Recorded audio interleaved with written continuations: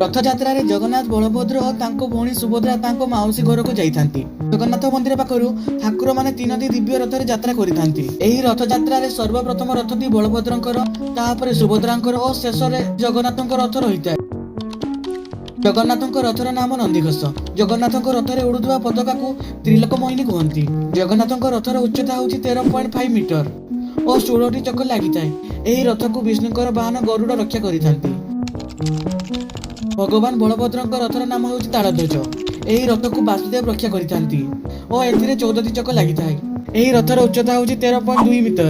ଯେଉଁ ଦଉଡ଼ିରେ ବଳଭଦ୍ରଙ୍କର ରଥ ଟଣାଯାଏ ତାହାକୁ ବାସୁକି କୁହାଯାଏ। ଭଗବାନ ବଳଭଦ୍ର ଓ ଜଗନ୍ନାଥଙ୍କର ସାନ ଭଉଣୀ ହେଉଛନ୍ତି ଦେବୀ ସୁଭଦ୍ରା। ଏହି ରଥର ନାମ ଦର୍ପଦଳନ।